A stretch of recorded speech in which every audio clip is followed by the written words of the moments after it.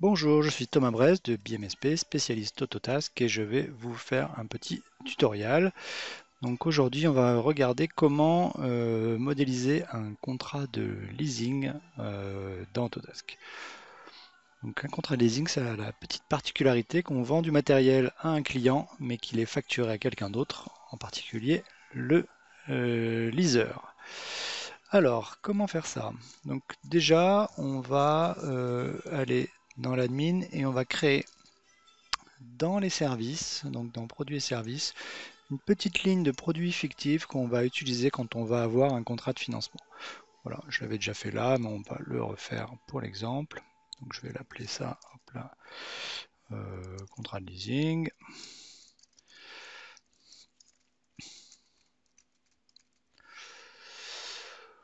Mensuel, voilà, hop, on met pas spécialement d'infos. On va mettre un billing code, mais c'est pas très important parce qu'en fait ce contrat de leasing là va juste nous servir pendant la conversion de l'opportunité en commande à générer le contrat récurrent, mais après on l'effacera, donc il n'y a pas vraiment besoin de rentrer trop dans le détail. Ok, donc on a fait notre petite ligne de service. Maintenant on va reprendre un devis qu'on aurait pu avoir chez un client. Hop, on va reprendre. Alors, tac, on va reprendre les opportunités. Qu'est-ce qu'on avait? On avait une nouvelle opportunité qui est fermée. Voilà, bon, c'est pas très grave, on va en faire une nouvelle. Les deux sont fermés déjà. Hop. On va vendre un gros serveur à notre client. Hop, on va closer ça aujourd'hui. On va tout de suite faire le devis pour aller rapidement. Donc dans notre devis, qu'est-ce qu'on va mettre? On va mettre un serveur.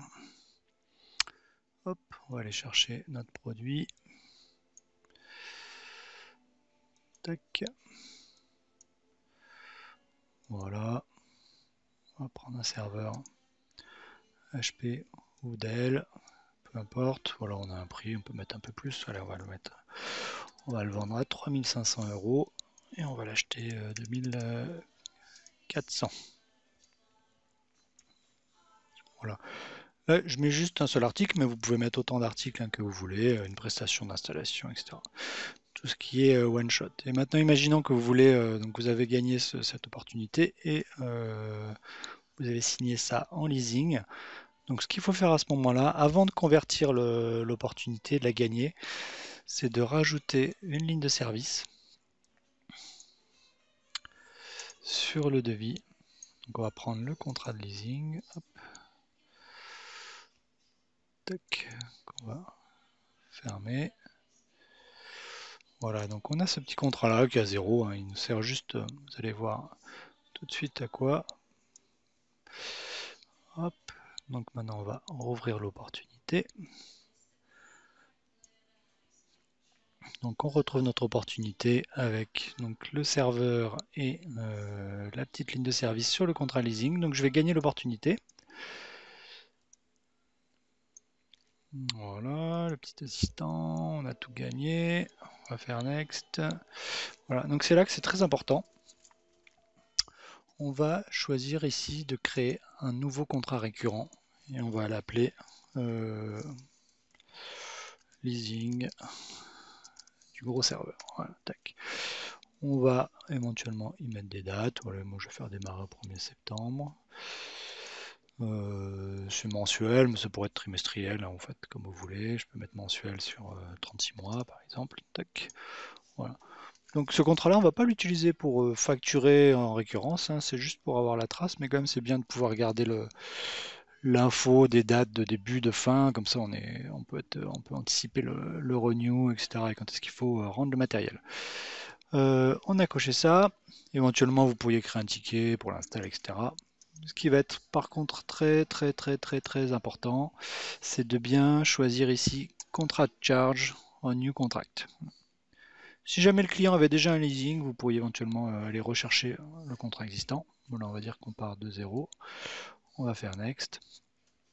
On continue. Hop là, du hardware. Tac. Hop. Voilà, on va laisser tourner le tout. Voilà, donc maintenant on a créé donc un contrat pour le client. Donc on va aller modifier ce contrat pour changer le, le bill to, hein, donc la compagnie qui est facturée. Donc je vais aller dans les contrats, je retrouve mon contrat de leasing du gros serveur. Voilà, et déjà vous pouvez aller regarder dans les charges.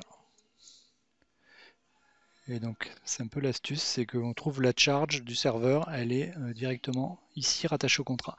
Donc après, quand on veut venir facturer ça à quelqu'un d'autre, je vais modifier le contrat et je vais venir tout en bas changer le client to bill, le bill to pour quelqu'un d'autre. Alors je sais plus si on avait fait éventuellement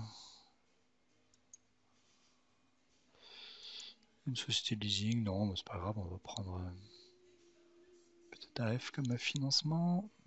Voilà, on va prendre le fournisseur, peu importe. Donc là, j'aurais pu mettre l'ISCOM, Grenk ou autre. Je vais enregistrer. Hop.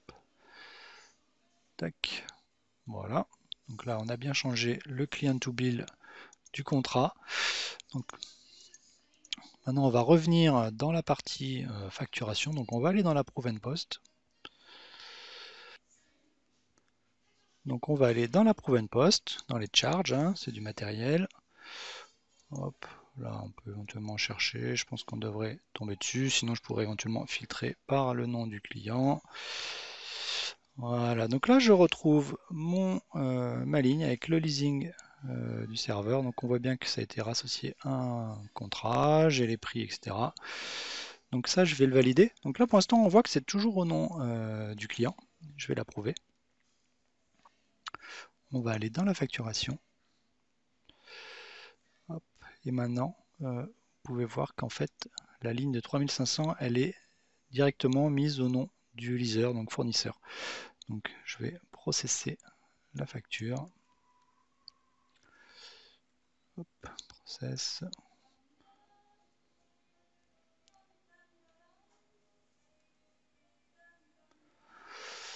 Voilà, la facture est générée. Donc on voit qu'elle est bien au nom de la société de financement, fournisseur, et on retrouve le matériel qu'on a vendu, le serveur HP éventuellement avec des infos et le prix total. Et en plus, il vous dit que ça a été fait pour le nom du client, ce qui est toujours bon à avoir, comme ça vous avez la référence. Voilà, et par contre, effectivement, tout est bien, le matériel, le contrat et tout ça est bien au nom du client. Donc vous pouvez, on a toute l'info qui est gardée et on n'a pas de perte d'information. Et on est correct en termes de facturation. Voilà. Et après, sur le contrat, il faut quand même faire une petite modif qu'on n'a pas fait. C'est qu'effectivement, il faut quand même aller supprimer cette petite ligne de service qu'on a créée, même si elle est à 0. Vaut mieux la supprimer, comme ça au moins vous n'aurez rien qui arrive dans la Proven Post. Donc on va retrouver hop, le contrat de leasing. Hop, on va aller dans la partie service. Voilà, bon, en plus c'était une ligne à 0, hein, vous risquez pas grand chose, mais c'est toujours bien de la, on la retrouve là, un contrat leasing. Vous la supprimez comme ça, vous savez, même si c'est un contrat récurrent, au moins vous savez qu'il n'y a rien du tout qui part en facturation récurrente, et on peut garder comme ça ce contrat vide, mais juste pour avoir une notion de ce qui est couvert par le contrat de leasing. Merci à tous, et puis à bientôt pour un autre tutoriel. Au revoir.